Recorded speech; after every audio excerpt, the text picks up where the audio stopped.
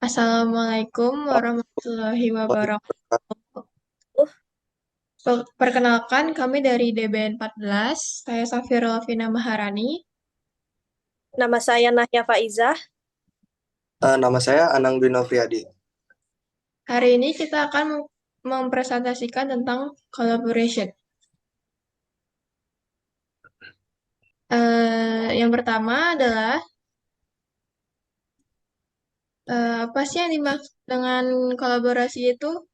Kolaborasi adalah adanya situasi saat terjadinya kerjasama antara individu maupun kelompok yang saling memahami permasalahan masing-masing dan berusaha untuk memecahkan permasalahan tersebut secara bersama-sama. Lalu, tujuan dari kolaborasi itu sendiri adalah yang pertama meningkatkan fleksibilitas organisasi.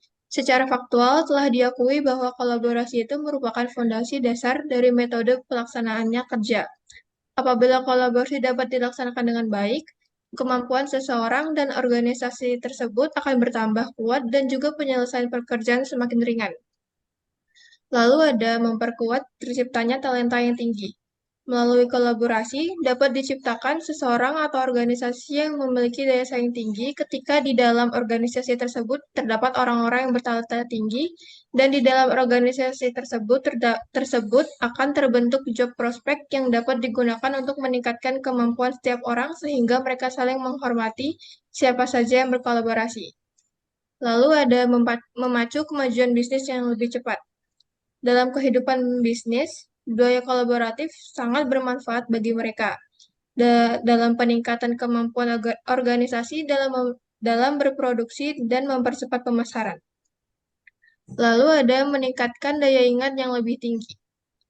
Jika orang-orang yang bekerja sama secara baik, bersikap familiar, bermurah hati, dan penuh hormat, serta saling menghargai atas jerih payah masing-masing orang, mereka akan membangun kekompakan kerja yang berdampak positif bagi semua orang. Walaupun demikian, tidak dapat dikatakan bahwa kolaborasi selalu menghasilkan situasi tersebut. Kolaborasi yang sehat dan memiliki fondasi kolaborasi yang kuat sajalah yang dapat menghasilkan kondisi tersebut. Lalu yang terakhir ada meningkatkan keuntungan. Pada umumnya, kolaborasi itu dibangun berdasarkan hasil rekrutmen atas orang-orang yang kredibel atau atas pihak-pihak yang memiliki keunggulan spesifik di bidangnya masing-masing. Dengan demikian, berbagai keunggulan tersebut sangat berguna bagi kehidupan berkolaborasi.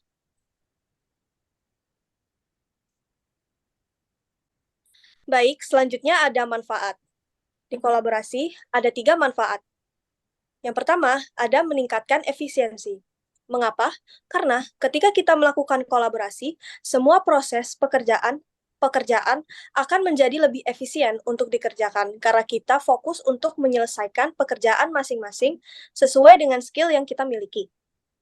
Selain itu, pekerjaan akan lebih cepat selesai karena saling berbagi tanggung jawab dengan yang lain. Yang kedua, ada kemudahan untuk berkomunikasi. Kita dapat melakukan diskusi secara terbuka dan dapat mengekspresikan diri kita dengan bebas. Maka dari itu, anggota-anggota lain bisa mendapatkan informasi layak berkaitan dengan pekerjaan tersebut. Yang terakhir, ada mendapatkan pengalaman belajar.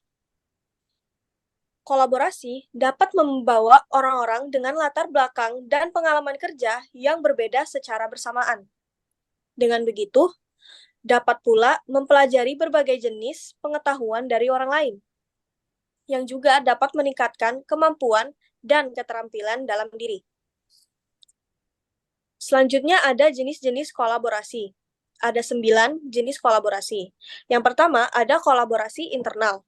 Kolaborasi internal adalah individu atau grup yang tergabung dalam satu perusahaan yang sama, bekerja sama dengan satu sama lain.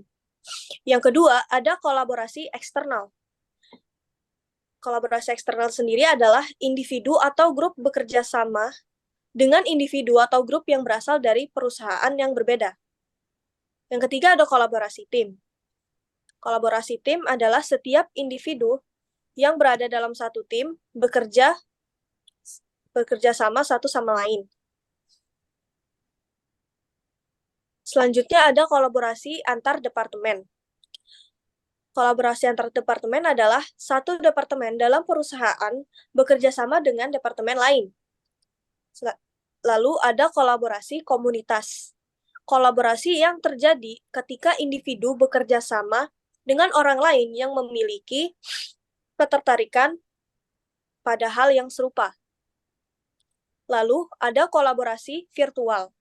Kolaborasi virtual adalah kolaborasi yang menggunakan aplikasi untuk individu dan tim, meskipun tidak berada di satu lokasi yang sama. Selanjutnya ada kolaborasi awan atau cloud. Kolaborasi cloud adalah menekankan pada kerjasama menggunakan software berbasis cloud. Lalu ada aliansi strategi. Aliansi strategi adalah dua perusahaan berkolaborasi untuk mencapai tujuan bersama. Yang terakhir ada kolaborasi jaringan. Kolaborasi jaringan adalah bentuk kolaborasi di mana kita bekerja sama dengan orang lain untuk mencapai tujuan pribadi.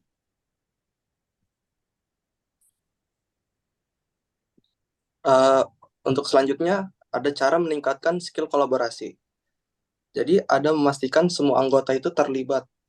Terus merekrut anggota tim yang kompeten.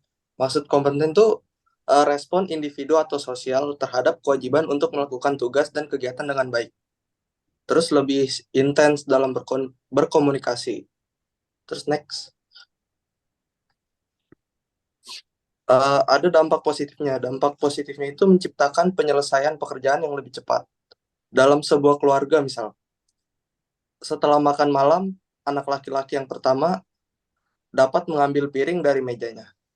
Sementara anak laki-laki kedua mencuci piring, dan anak laki-laki yang lebih muda menyimpannya. Terus next. Ada juga dampak negatifnya. Dampak negatifnya itu dapat menimbulkan rasa ketidakpercayaan diri atau minder terhadap kemampuan diri sendiri, dan mempercayakan semua tugas atau pekerjaannya dengan mengandalkan anggota kelompok lainnya.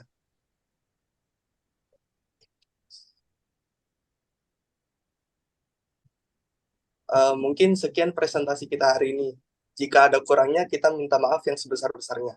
Semoga apa yang kita sampaikan berguna untuk diri saya sendiri dan banyak orang pada khususnya. Terima kasih. Wassalamualaikum warahmatullahi wabarakatuh.